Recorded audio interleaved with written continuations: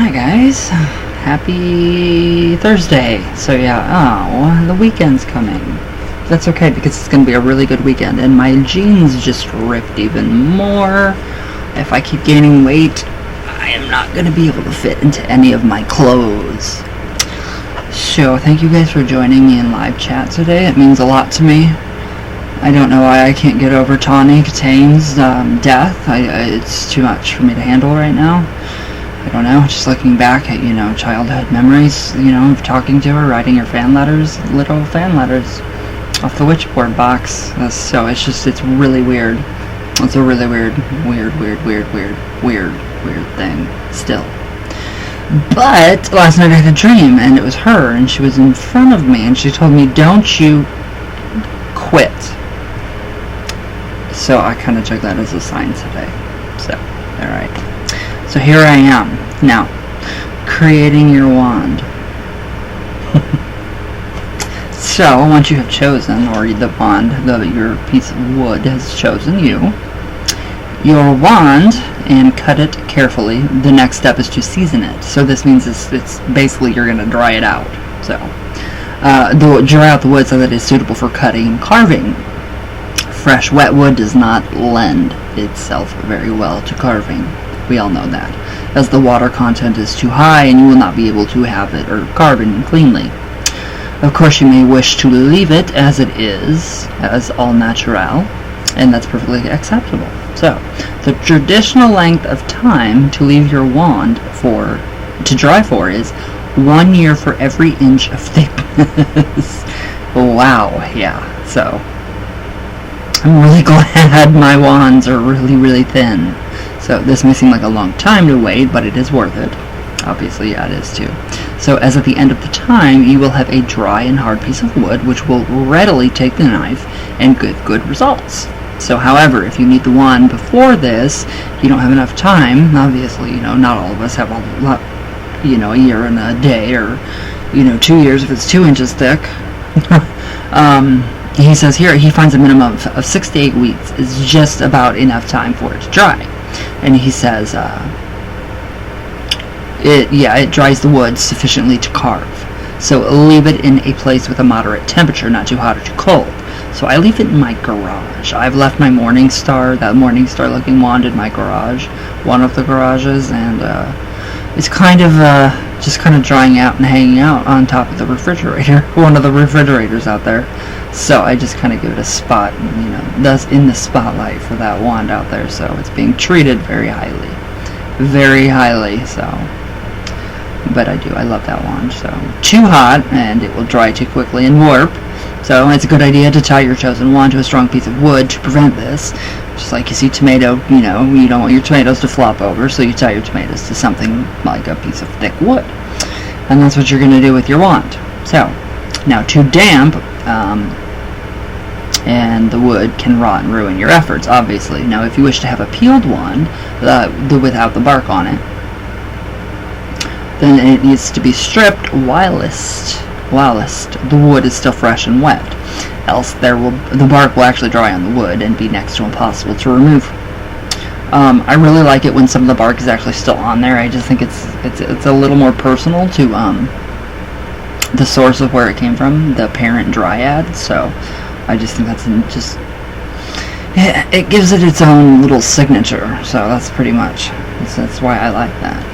And the little critters inside there, some people will attribute that to the dryads influencing the little critters, the ants or whatever, worms or whatever that's inside the wood underneath the bark, and it makes those patterns and stuff. So they're beautiful. So a lot of it already has a lot of natural carvings in it, and it's pretty interesting.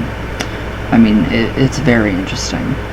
So I was literally asking the spirits for a sign one day because my aunt, the aunt that I love on my dad's side, had breast cancer, and I was asking, spirit, I'm like, give me a sign that she's going to be fine. Okay, so I took a piece that I don't know what we were doing, cutting up wood, obviously, for whatever reason, and on one of the logs was the symbol for the ribbon for the breast cancer awareness, a perfect ribbon. we both we literally, me and my dad, we both cried, and yeah, and she's fine. She's been good for about 2 years now. So you're going to want to use a sharp knife to make an incision just down to the underwood, and then you're going to peel it back. Kind of like a banana. Kinda. Like a banana.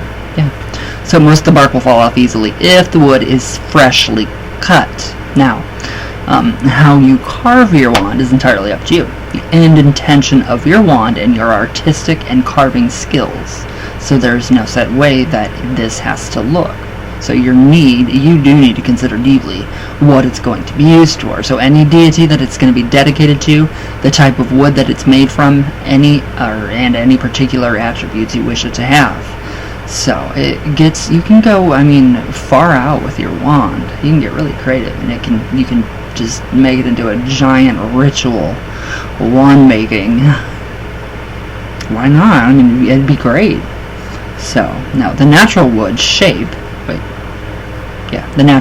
itself may suggest one or more of these, but if not, they will have to be incorporated into the carving and shaping, or even attached ladders such as stone or metal wires.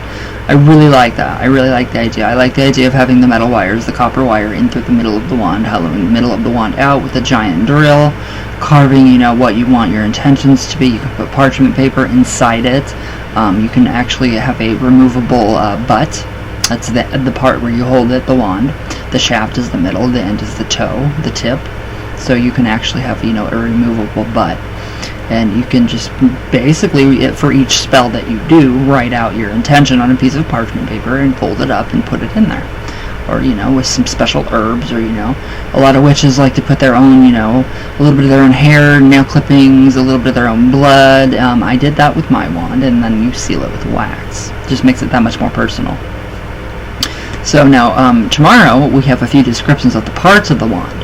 So it may be useful for you guys, for all of us. Even for me. So even going over all of this again, it's still good for all of us. It's a refresher. You always need a refresher. Now, a wand obviously has two ends and a longer bit in the middle. So the end you hold in your hand. Usually the thicker end it's the base, butt, heel, foot, or hoof, and you can actually carve it into a hoof. I'm getting ideas, so you guys can see the gears going, I'm sure. I'm very sure. So, the long bit in the middle is called the shank, or the shaft, just like a shank off of a pig. I don't know.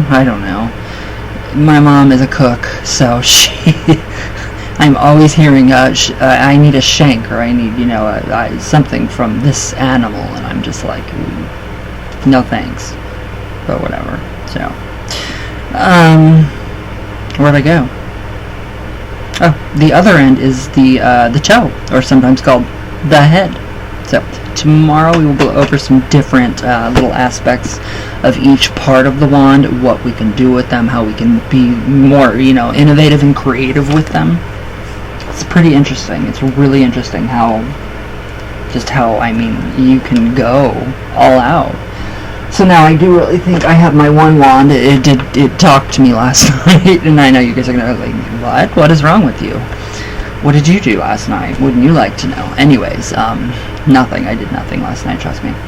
My serpentine wand, it looks like a snake. So I kind of had it was more of a vision, a vision and your intuition, you just know something. It's like, boom, okay, oh wow, I know what that's used for now. So that is to raise serpentine spell. That's specifically to be used within my compass, is what it told me. So, and then only in the summertime. Only in the summertime. Not in the winter. Don't ask me. No clue. The wand. It was all the wand's idea. Okay, let's try to do a little coffee talk and get that incorporated in here. It's 4:18 already? Wow. How long was I live, you guys? I was live for a bit. I was really... Oh, no. My internet's down. Well, at least I'm recording this, so this will be up whenever. I don't know when, but... So, alright guys, sorry, there's no comments or no coffee talk, but so, yeah. But let me know what you guys do with your wands. You guys have wands? I mean, I'd love to see them. So you guys can post them below. Post them on my public page, facebook.com, Ryan Occult Specialist, so everything's down there if you want. You guys can get some really cool crystals or whatever up here at mysticamber.com. Enter my name, RYANE, all cap locks, get 10% off your entire purchase. And that's where I'm going to go after here, and I will actually show you guys what they have to offer in terms of the spherical, like crystal balls, different kinds of crystals that are spherical, spheres that you can actually, and hopefully they're tiny, because the Morning Star looks very tiny, so it's like, you know, I would love a real one, but I would probably get into some trouble, so, yeah. But, alright guys, thank you guys for being so understanding, and your words of wisdom and love and kindness and compassion. It really has touched me, and especially with, you know, the Tawny, you know, going away, and it's still like, wow, really? Is she really gone? Yeah. So, but yes, I love you guys, and you guys really did make my day, so, yeah, I hope you guys just please stay safe, stay healthy, don't you guys go anywhere on me. Nobody else leave me. Tawny was died, that's enough. But alright, I love you guys all the way from Venus, all the way back down.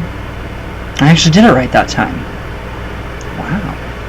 Alright guys, well everybody have a good day, and I love you guys.